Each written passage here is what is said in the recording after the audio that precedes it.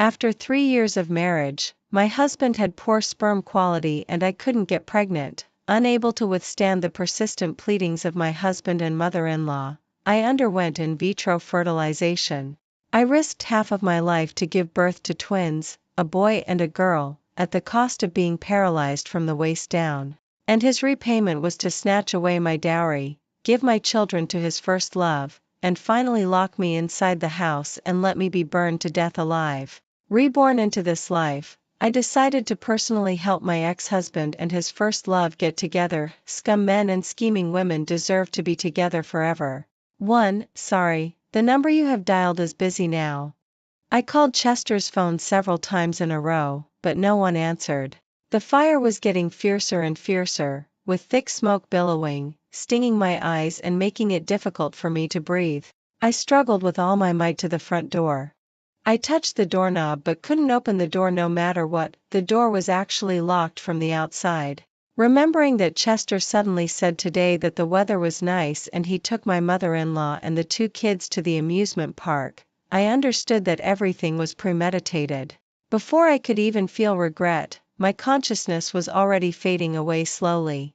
When I opened my eyes again, I was back to the time when my mother-in-law was kneeling and begging me to undergo in vitro fertilization. Serena, Mom is begging you. Our Chester is the only male heir in 3 generations of our family. We can't let the family line end here. My mother-in-law held my hand and pleaded bitterly. Having children can also take care of you too in your old age. Otherwise, what will you 2 do when you get old? I tried my best to control my trembling hands and remained silent. Seeing this, Chester quickly pulled her up and also persuaded me, honey, can we just try it once? I've already contacted the doctor. We can just go directly. This man in front of me used to be the person I trusted the most. For him, I came to a strange land without hesitation. But it was this closest person beside my pillow who gave me a fatal blow. Looking at him now, I just felt terrifyingly strange. I retorted coldly, it's easy for you to say. Is in vitro fertilization something that can be successful just by trying once? Do you know how much harm it can do to the body? In my previous life, I endured the pain of 9 egg retrievals and 9 embryo transfers.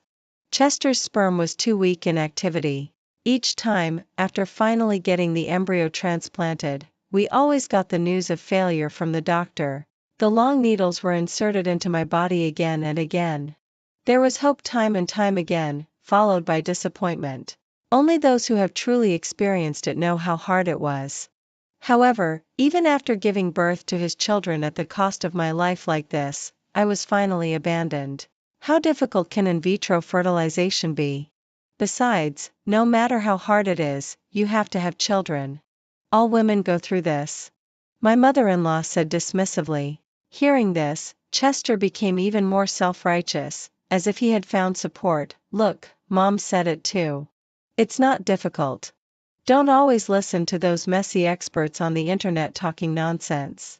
I looked at Chester without saying a word. I knew that no matter how I explained, they wouldn't understand. In their eyes, having children was my obligation, no matter how difficult the process was. I won't go. Ask your good classmate Mirabelle to go with you. I deliberately mentioned Mirabelle's name. Hearing this name, my mother-in-law looked at Chester in confusion, while Chester was impatient and looked away, avoiding eye contact. What does it have to do with her? I've already said that I have nothing to do with her. Why are you still angry?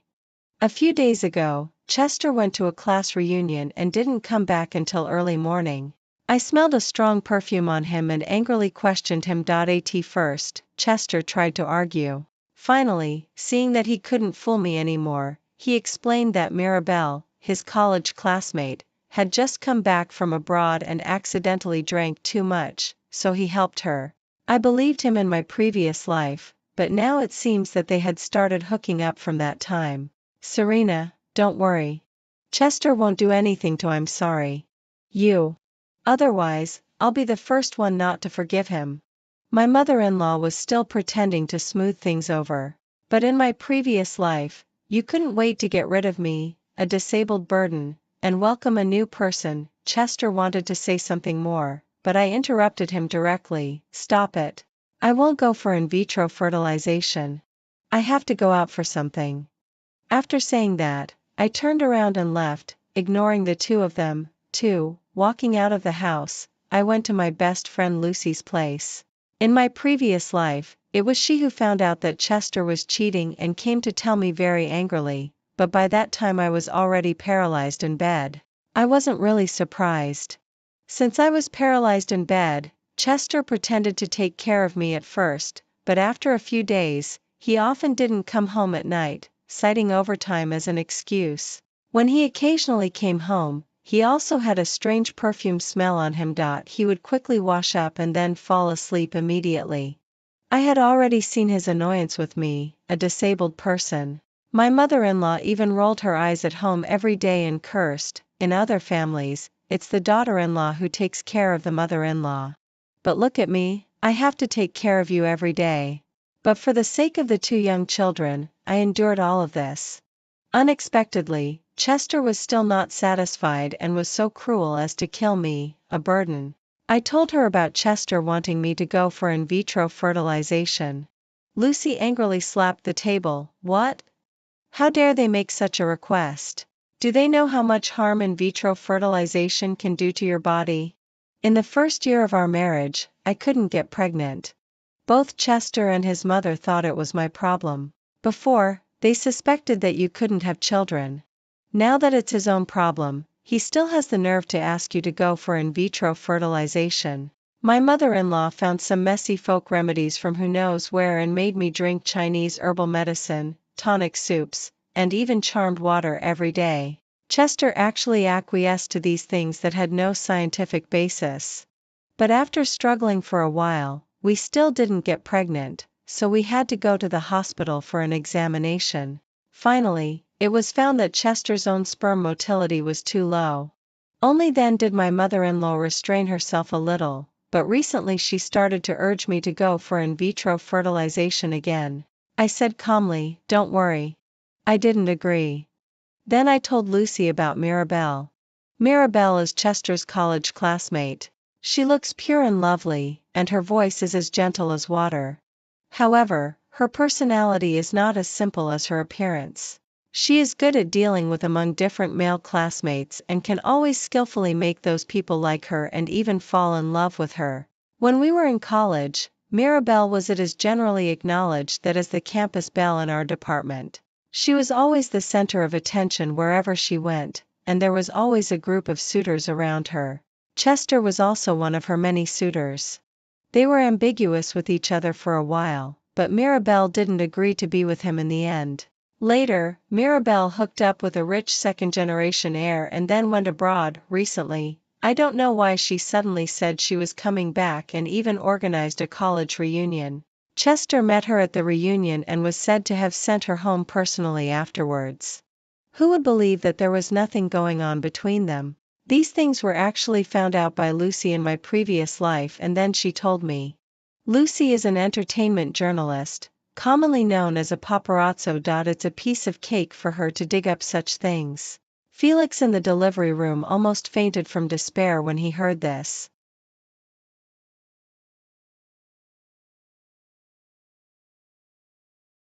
Then she cursed angrily. I've always said that Chester is unreliable. He always looks so sanctimonious, but he's actually a fickle bastard. I smiled bitterly. He was far more than just fickle. Serena, I'll support you no matter what you want to do. Lucy continued. A warm feeling welled up in my heart. Lucy, could you do me a favor? I whispered my plan. When I got back home, Chester and my mother-in-law were both sitting in the living room. My mother-in-law had a long face. Seeing me come back, she couldn't wait to scold me. Where have you been? Serena, I'm telling you, you have to have this baby, whether you like it or not. I went out to get some information for your son that can make his company bigger and stronger. I said mysteriously. My mother-in-law looked at me suspiciously. What kind of information could a woman like you possibly know? I pretended not to care and said, since you don't want to know, forget it then. With that, I turned around to go back to my room. Chester stopped his mother and looked at me doubtfully. Mom, don't say anything for now. Serena, what information did you get? Come on, tell us. After slowly picking up a cup and taking a sip of water, I said, I heard that the CEO of Huaxin Group is coming to our city these days, and they are looking for a partner here for a big project. Are you talking about Huaxin in Beijing? I knew about this a few days ago. I heard that many big companies have gone to talk to them, but none of them succeeded. Our family's company can't even dream of partnering with them. Chester sat down again, saying in a disappointed tone to cut it out. I knew you couldn't get any inside information. My mother-in-law sneered beside him. I didn't care about their attitudes and continued, what if I say I know the reason why they failed? Or rather, I know how to sign the contract with them. Really? Chester was indeed tempted. He came over to hug me but I dodged him. He said sheepishly, oh, Serena, don't keep us in suspense. If we can really cooperate with Huaxin, our company will reach a new level. Seeing that the groundwork was almost done, I said, what Huaxin Group values now is time. If anyone can promise to deliver the goods 3 months in advance, then this order will be theirs. After hearing this, Chester was a bit hesitant. 3 months in advance? We'll have to pay for it ourselves first. The risk is a bit high. If the risk wasn't high, would it be your turn? Those big companies would have snatched it up long ago. Besides, fortune favors the bold. I stopped there and didn't continue given Chester's ambition. He wouldn't let this opportunity slip away. Sure enough, Chester's eyes darted around as if weighing the pros and cons. Finally, he said, I have to discuss this with the people in the company. I'll leave first. With that, he rushed out of the door hurriedly. 3. General Manager Leo of Huaxin Group was indeed looking for someone to cooperate with. In my previous life, Chester even blamed me for missing the opportunity to cooperate with Huaxin Group because I went to the hospital with him for in vitro fertilization. He sneered at me for a long time. However, actually he had no chance to get this information at all, because those who knew about it were all afraid of being preempted by others, so they kept their mouths shut. This time I revealed it in advance. You must seize this opportunity. Sure enough, Chester didn't come back until the next day. He walked in looking as proud as a peacock. I already had an answer in my mind, but I still asked on purpose, how did the cooperation with Huaxin go? Chester was in a great mood. With me on the job, of course it was a success. The information you gave was right. I took the initiative to approach General Manager Leo and told him that our company could not only offer the lowest price reported by other companies but also deliver the goods 3 months in advance. General Manager Leo was very satisfied after hearing this and signed the contract with us on the spot. Really? I pretended to be happy and said, won't we be able to make a lot of money then? Chester waved his hand and said with a smug look, of course. Although the profit from this order isn't very high, being able to cooperate with Huaxin Group means that more companies will naturally come to do business with us in the future. My mother-in-law butted in, my son is really amazing. But son, we still have to hurry up with having a baby. Seeing that I didn't look too good, because of the Huaxin deal, Chester smoothed things over for me. Mom, let's wait for a while. I have to focus on getting the Huaxin order done well these days. Don't worry, I know what I'm doing. You know what you're doing. I'm just afraid that some people don't. My mother-in-law muttered discontentedly. I said coldly, then let's talk about it later. Seeing that I relented, Chester said easily, okay, Mom, look, Serena has agreed to wait for a while. I have something to do in the company. I won't be having dinner at home tonight. Not long after Chester left, I dressed up specially and went out too. Since I had already cast the bait, I had to make some noise. I walked into a coffee shop. Pushing the door open and walking in, I saw the person I was looking for was indeed sitting by the window. I walked straight to the opposite side of her and sat down, took off my sunglasses and looked directly at her and said, Mirabelle, right? I'm Chester's wife. First love successfully takes over. 4. Mirabelle was stunned for a moment, but then quickly regained her composure. A smile curved her lips as she pretended to be relaxed and said to me, oh, it's sister-in-law. I don't think I've seen you before. I responded faintly, I thought you'd rather call me sister. There was some hidden meaning in my words. Mirabelle seemed not to understand the implication of my words and still kept smiling. Sister? Sister-in-law is really joking. Haha. I was tired of this hypocritical small talk, so I said straightforwardly, okay, stop pretending to be stupid. I know all about the affair between you and Chester. Mirabelle's face instantly turned a bit pale. She looked around in a flustered manner and then whispered in her defense, I don't quite understand what you mean, sister-in-law. Have you misunderstood something? Chester and I are just classmates. There's really nothing else between us. I sneered with contempt and taunted, you know very well whether it's a misunderstanding or not. I came here today to tell you that as long as I'm not divorced from Chester, you'll always be a despicable mistress who can't see the light of day. I glanced at Mirabelle and added fuel to the fire. Chester's company is about to cooperate with Huaxin. By then, the company will grow and become stronger soon. But all of this will only be left to me and my children. You won't get a penny from Chester. Mirabelle's smile gradually disappeared, but she still tried to remain calm and said, Sister-in-law, you say there's something between Chester and me. May I ask if you have any evidence? If not, please don't slander people casually, or I'll sue you for defamation. Naturally, I didn't have any evidence yet. However, I didn't come here today to confront her, and my purpose had already been achieved. So I pretended to be guilty and said, of course I have evidence. I just didn't bring it with me today. Mirabelle seemed to gain some confidence after hearing this.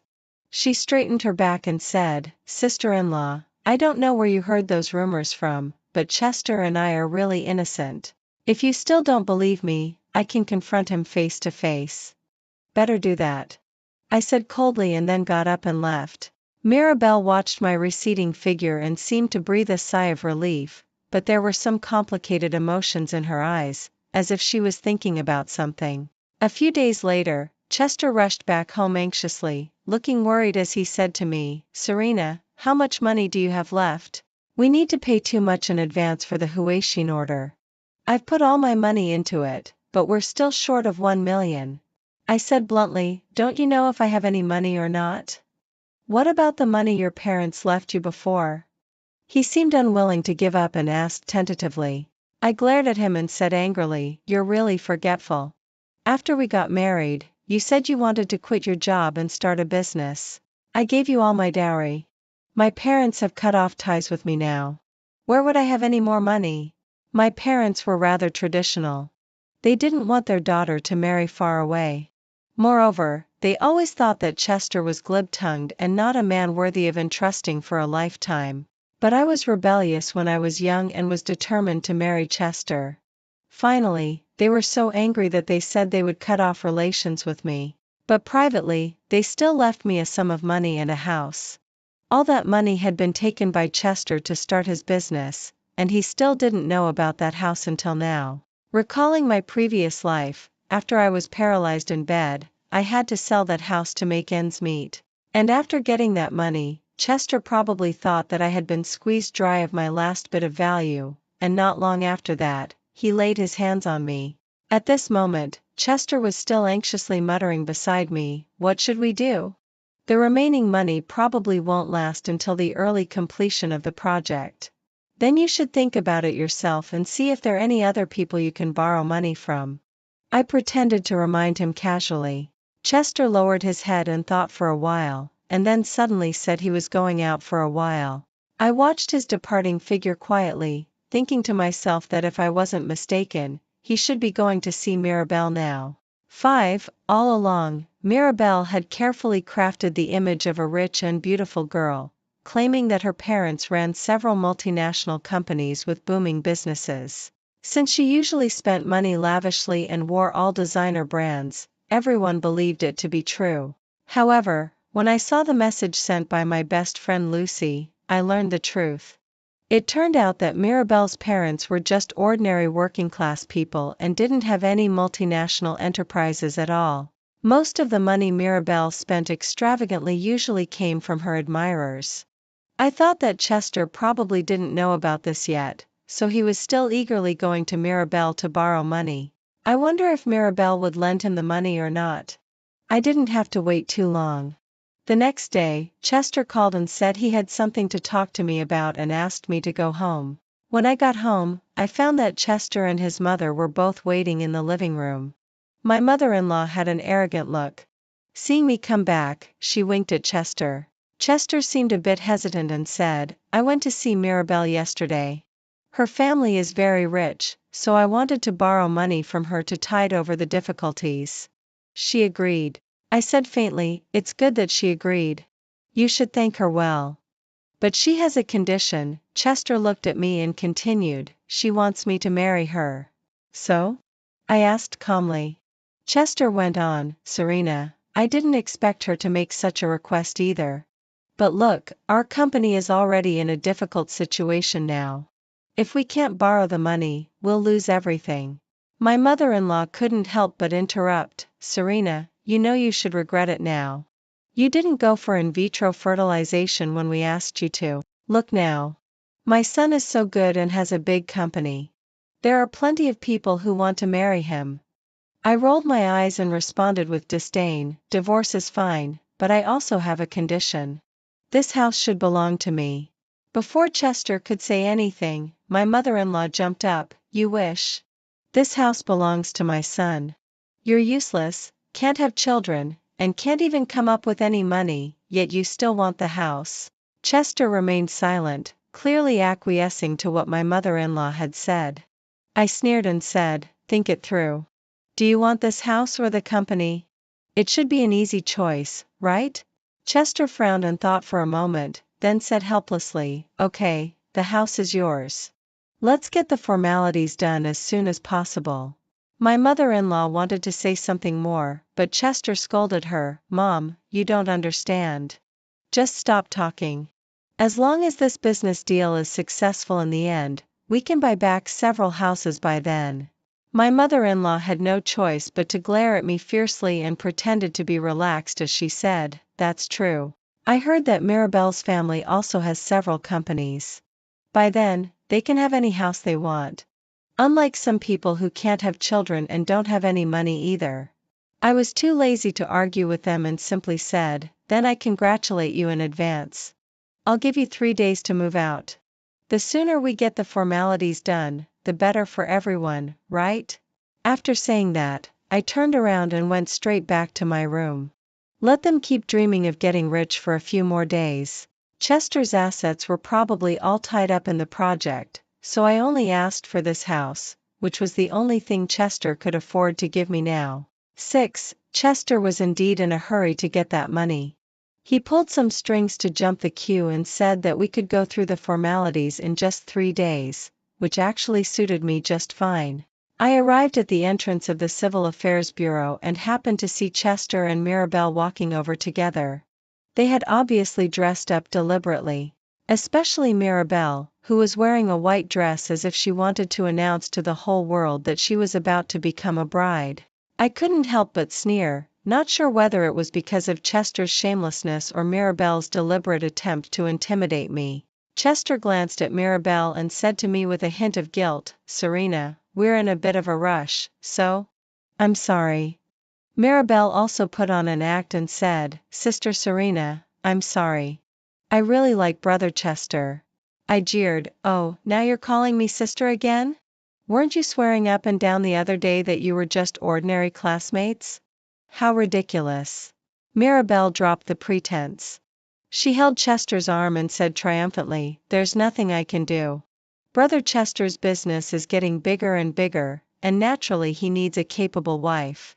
Someone like you, Sister Serena, who can't offer any help or support to Brother Chester, had better leave as soon as possible." Chester smiled awkwardly but didn't say much. Clearly, he also agreed with Mirabelle's idea. At this moment, the people in the hall also noticed our little drama of 2 women fighting over 1 man and started whispering and gossiping. I've seen a lot of divorces, and second marriages aren't rare either, but it's the first time I've seen someone handling divorce and marriage formalities at the same time. "Yeah, this guy doesn't look that great. He's really lucky, huh? Who knows, maybe they'll start fighting any minute now." Some busybodies even took out their phones to start recording. I could hear these whispers clearly, and the two of them across from me could obviously hear them too, but they didn't seem to feel ashamed at all. Mirabelle even showed a bit of a smug look, as if she had won a great victory, thoroughly defeated by their shamelessness. I could only say coldly, "Let's get the formalities done first." The staff at the window was obviously taken aback when they saw our situation and then asked hesitantly, "Who wants to get divorced?" "Me and him," I said as I handed over the documents. Since I had informed them in advance, the formalities were quickly completed. After getting the formalities done, Mirabelle deliberately came over with the red marriage certificate and said, "Sister Serena, you said last time that I wouldn't get anything. Now it seems that you're the one who has nothing." I played along with her performance and said faintly, "Is that so? Congratulations then." Not getting the reaction she wanted, Mirabelle continued, "Sister Serena, actually it's good that you asked for that house. After all, you don't have children, and you're divorced at this age. It's better to have a house for your old age. Once Brother Chester's cooperation with Huashin is successful, we can buy any house we want, right, Brother Chester?" Chester then put on his sanctimonious look again and said, "Serena, Mirabelle is right. The house is yours. If you have any difficulties in the future, just let us know. We'll help." I responded indifferently, "No need for your help. I'll be grateful if you two just don't show up in front of me to disgust me." After saying that, I didn't look at their angry faces and turned around and left directly. 7. After divorcing Chester, I finally had some peace and quiet for a while and could focus on my work. In my previous life, at the persuasion of Chester and my mother-in-law, I quit my current job to undergo in vitro fertilization. The manager didn't want me, an elite in the business, to leave and tried to persuade me to stay for a long time. Now I understand that only one's own career is the most reliable support. Anyone can leave, except for yourself. So after being reborn, I devoted more time and energy to my work, landed several big orders, and my superiors highly praised my performance and vaguely hinted at the intention to promote me. After work, when I had nothing to do, I could go and hang out with Lucy. She told me that after Chester and his mother moved out from my place, they moved into Mirabelle's place, a large flat in the city center. They thought it was bought by Mirabelle and were secretly delighted, not knowing that it was rented by Mirabelle. I calculated in my mind that there should be less than a month left before the delivery time agreed upon by Chester and Huashin Group. It was time to send them a big gift. The evidence of Chester's company's tax evasion and cutting corners that Lucy had been busy gathering recently had been sent to me. There were several pieces of evidence regarding Chester's company's tax evasion and cutting corners. I packaged them all together, made several copies on discs, and directly sent them to the relevant departments to report. I believe Chester and Mirabelle will be extremely surprised when they receive this gift. The next day, Lucy sent me a message saying that Chester's company was undergoing a joint inspection by multiple departments. Before Chester could even react, all the company's documents had been seized, and it was only a matter of time before the problems were exposed. Meanwhile, the company's production line was also forced to halt, and it was expected that production could not be resumed in the short term. Chester was as frantic as an ant on a hot pan, running around asking people for information, but this time, with the conclusive evidence against him, no one could help him. Thanks to a lot of evidence provided by me, the inspection was carried out targeted. Soon, the relevant departments announced the investigation results. Chester's company had been engaging in tax evasion for years, with a huge amount involved. Not only did it have to pay back the previously evaded taxes, but it also faced a hefty fine.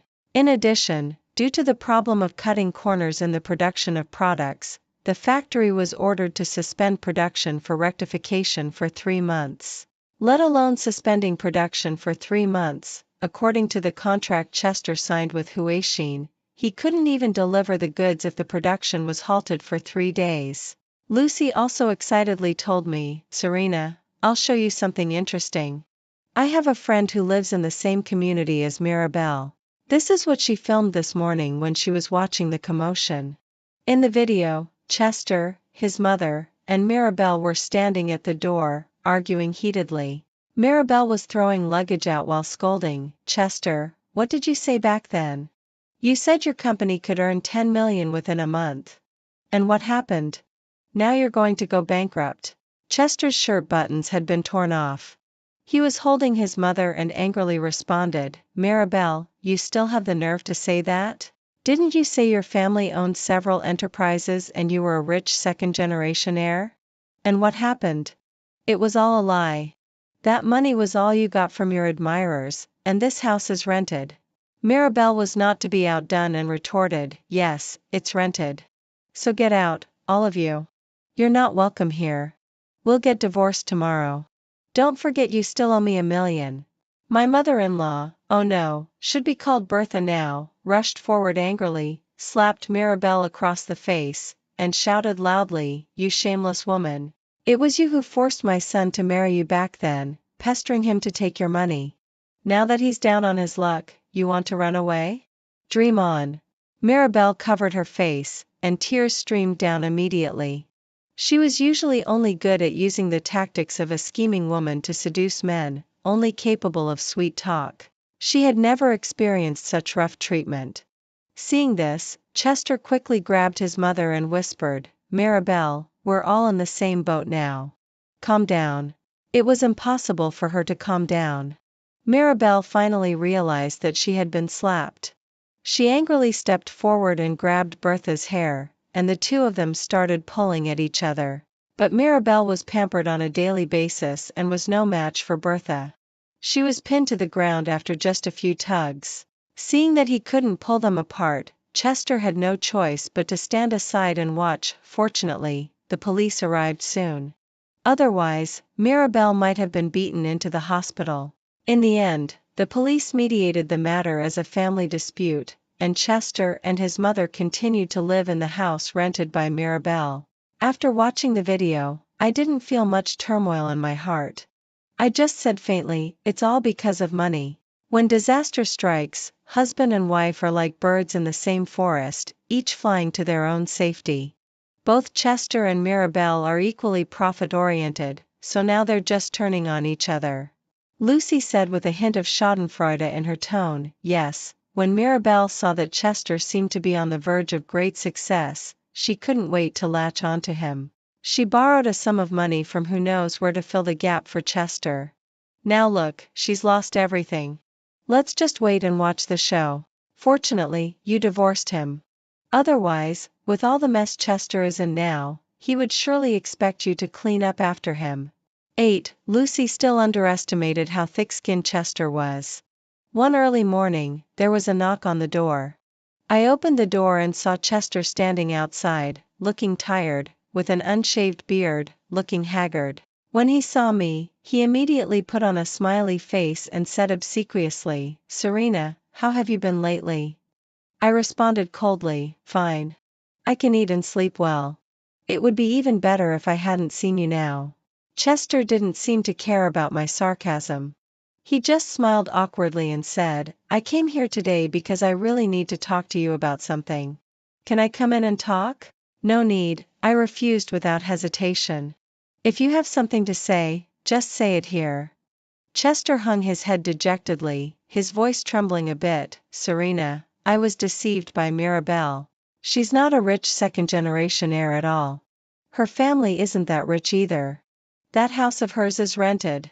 I know I was wrong. Let's make up." I could hardly believe my ears. I had thought that Chester might come to borrow money or ask for the house back. I never expected that he would still want to drag me into this mess. Does he really think I'm a fool? "Chester, stop pretending. Weren't you and Mirabelle true love? What, now that disaster has struck, you're each flying your own way?" I sneered. Chester was stunned for a moment and then said guiltily, "Serena, you already know?" I said angrily, "With such a big official announcement, how could I not know? Do you think I'm stupid or blind?" Chester smiled awkwardly again, looking dejected. I had no choice. Now not only do I have to pay back a large sum of money, but all the company's funds have already been invested in the Huaxin order. There's no way to withdraw money to pay it back, now the factory has been shut down, and there's no way to deliver the goods on time to Huishin either. After listening, I said coldly, "Oh, what does that have to do with me? Don't forget, we're already divorced. Your wife is Mirabelle now." At the mention of Mirabelle, Chester immediately clenched his fists tightly and said angrily, "That bitch deceived me.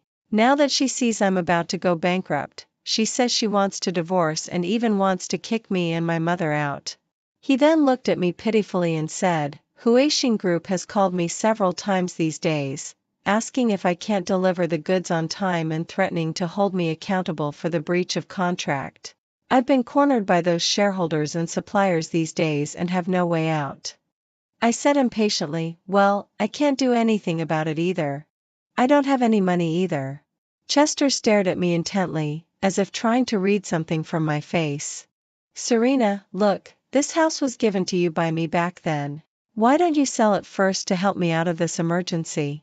Then I'll go back with you to beg our parents. Let's get through this difficult time together, and I'll listen to you from now on. Dream on." I couldn't bear to listen to Chester's blindly confident remarks any longer, fearing that I might not be able to resist slapping him. I simply shut the door, leaving him pounding on it frantically outside. Finally, the neighbors couldn't stand the noise and threatened to call the security guards if he didn't leave. Only then did Chester slink away in disgrace. 9. I knew Chester wouldn't give up so easily. Sure enough, the next day, he showed up with Bertha to block me at the entrance of the company. As soon as I walked out of the company gate, Chester actually knelt down in front of me, tightly hugging my legs with both hands and begging with tears streaming down his face, "Serena, I'm really sorry. Please save me. Otherwise, I'm really at the end of my rope." It was the peak of the rush hour after work, and many people stopped to watch, including quite a few of my colleagues and superiors. Seeing this, Bertha also took the opportunity to join in the act. She grabbed my hand and put on a sorrowful look. "Serena, it was that liar Mirabelle who deceived us. We're sorry for what we did to you. I know you're a good person and won't leave us in the lurch." I calmly pulled my hand back and said faintly, "Chester, are you forgetful? We're already divorced, and it was you who proposed it. I even helped you out for the sake of your first love, Mirabelle." I turned to look at Bertha and continued, "Aunt Bertha, didn't you say back then that I couldn't have children? Mirabelle's family was rich, and I had no objection to the divorce. I even wished you well. So what are you guys doing now?" Seeing that I wasn't moved, Bertha simply resorted to being shameless. "You took my son's house back then. Now that he's short of money, you should give the house back to us." Chester quickly chimed in, "Serena, look, you don't really need that house now. Lend it to me to tide me over this emergency. I'll return it to you when I make a comeback. Your empty promises are making me sick, Chester. If you like writing bad checks so much, why don't you write them to your creditors?" I sneered. With that, I took out a stack of photos from my bag and threw them hard at Chester's face. I knew Chester wouldn't let it go easily, so I had prepared in advance. "These are the photos of you and Mirabelle being all lovey-dovey when we were still married. You cheated on me during our marriage, and you wanted to divorce me for $1,000,000. I endured all of that. Now what right do you have to come to me asking for the house?" The onlookers were in an uproar, and everyone started pointing fingers at Chester. Who would have thought this guy, who looks decent, could be so despicable? Yeah, that's why they say shameless people are invincible. Listening to the comments around him, Chester's face turned green and then white. He hurriedly picked up those photos and said stubbornly, "Serena, do you really have to be so ruthless?" I curled the corners of my mouth slightly and leaned closer to his ear, whispering, "Sorry, I've done even worse things. It was me who sent the whistleblowing letter about your company." Hearing this, Chester's eyes widened in shock. He went crazy and tried to grab my neck. "So it was you who did this?" My colleagues saw this and quickly stepped forward to pull him away. Soon, the police also arrived at the scene and took Chester and Bertha away. 10. I haven't seen Chester since that day. I heard that Mirabelle was so eager to marry Chester back then that she borrowed $1,000,000 from loan sharks. She thought that once they got married, Chester would soon make enough money to pay off the debt. Unexpectedly, before the debt was paid off, the company went bankrupt first. Now those loan sharks are looking everywhere for Chester. Why aren't they looking for Mirabelle? According to reliable information from Lucy, as soon as Mirabelle saw that Chester's ship was about to sink, she immediately found herself a new life buoy, a rich and powerful big brother. The two hit it off immediately and fled to another place to live a carefree life.